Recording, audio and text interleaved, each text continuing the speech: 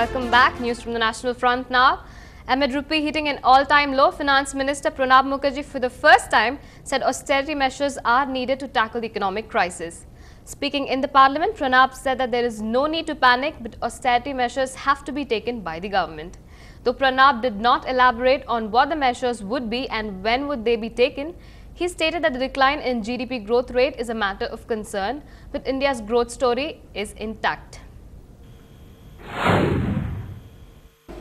We are within 2% of GDP. Yes, we shall have to make serious efforts. The finance minister should not hesitate to bite bullet. I am not hesitating. It must achieve success. It must achieve the objective. It must achieve the goal. Three major questions are staring at our face.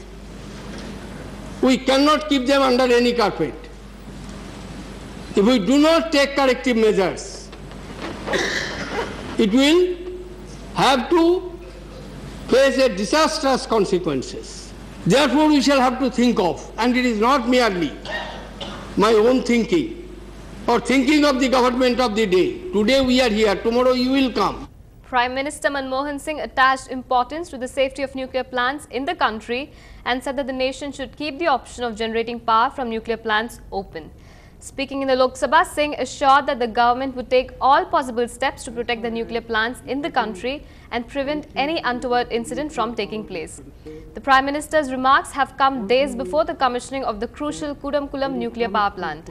The Kudamkulam power station is one of the several planned power projects that are seen as vital to plugging huge electricity shortages that have damaged economic growth.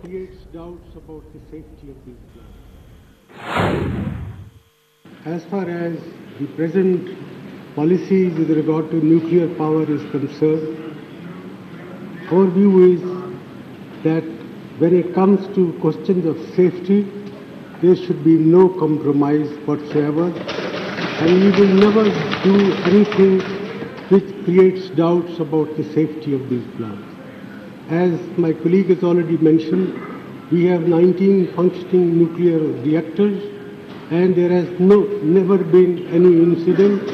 And even after Fukushima, I ordered a complete revisit to all the 19 reactors, and those findings of the NPCL are on the website for everybody to see. Day 9 of the Air India strike, and little has changed for the passengers who continue to bear the brunt of the standoff between the striking pilots, the management and the ministry. From no information on cancelled or delayed flights to a few options on other flights, passengers say it's the worst they could face. The Minister and the Ministry of Civil Aviation have taken the right approach in handling this crisis, and I fully support the Civil Aviation Minister in whatever steps he has taken or intends to take. The day after he was granted bail in the 2G case, former Telecom Minister A. Raja was back in the Parliament today. 49-year-old Raja got on from his car and went straight to the Lok Sabha. The former Telecom Minister appeared cheerful but did not speak to the media. The DMK member from Nilgiri's constituency in Tamil Nadu attended the Lok Sabha briefly during 0 hour in the afternoon and exchanged pleasantries with some members. He was seated for a couple of minutes in the last row before making a quiet exit with some DMK members.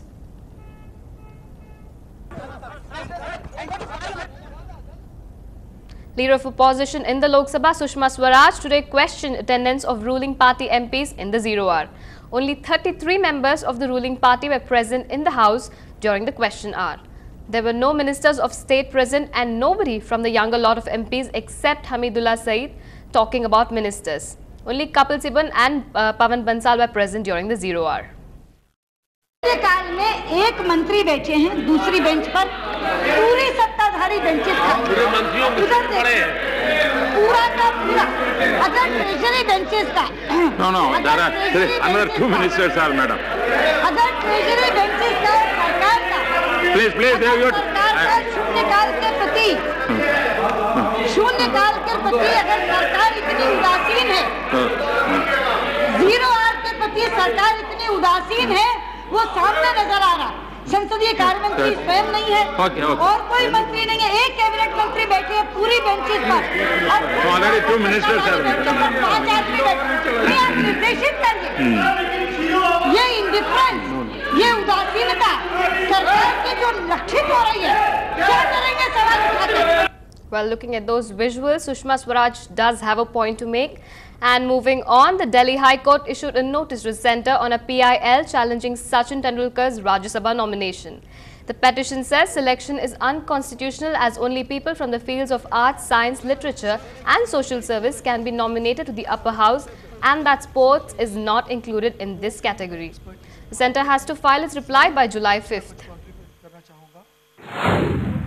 That a sports person cannot be nominated as a member of the Rajya Sabha, and his appointment nomination would be unconstitutional since it is not covered under the specific categories of Clause 3 of Article 80 of the Constitution of India. Now the Honourable Court has asked for the response from the Union of India, and the next date has been fixed as 4th of July 2012 before the Honourable High Court of Delhi. Minister for Youth and Sports Affairs Ajay Maken has spoken out strongly about the fixing sting operation and has said that BCCI needs to do much more work to root out this problem. He suggested that the body should delink itself from running the cash-rich 2020 league to avoid overlapping of interests. His comments came in the backdrop of a TV sting operation which led to the suspension of 5 IPL players with immediate effect pending inquiry. The BCCI should go into the root cause of the problem, and it should do it quickly and find a solution in the larger interest of the game. I still say this, that the BCCI should go into the root cause of the problem, and suspending 5 players, just 5 players, is not perhaps going into the root cause of the problem. The root cause of the problem, they have to go into it, to the bottom of the problem, sort out issues, and then come up with a long-term solution. That is something which the BCCI needs to do. Transparency is something which is badly required, at least in cricket and IPL. And we can achieve this transparency through RTI in the sports bodies, including the cricket. That is something which the stand of the ministry has been in the past. And also, I very strongly feel that the time has come when the BCCI and other sports federations, they should come under the RTI. And this is the way forward. BCCI ने उसके लिए committee बिठाई है, और वो जांच committee का report आने के बाद में जो भी एक्शन लेनी चाहिए, क्योंकि करप्शन के बारे में बीसीसीआई का ये निर्णय रहा है कि जीरो टॉलरेंस, किसी भी हालत में कोई भी लेवल पे हम करप्शन को इजाजत नहीं दे सकते हैं, और सख्त से सख्त कार्रवाई होगी. Hours after CBI conducted multiple raids at the residences of B.S. Yediyurappa and his family, the former Karnataka Chief Minister has moved a special CBI court for anticipatory bail. Yediyurappa's 2 sons have applied for anticipatory bail as well. Raids were carried out at the residences of B.S. Yediyurappa, his sons and son-in-law in Bangalore and Shimoga. The CBI registered a case against Yediyurappa 4 days after the Supreme Court ordered a CBI inquiry against him. He's been booked for criminal conspiracy and criminal breach of trust. His sons and son-in-law are also named in the FIR. Sources say that the questioning may begin soon. We'll move to a short break now. Stay with us.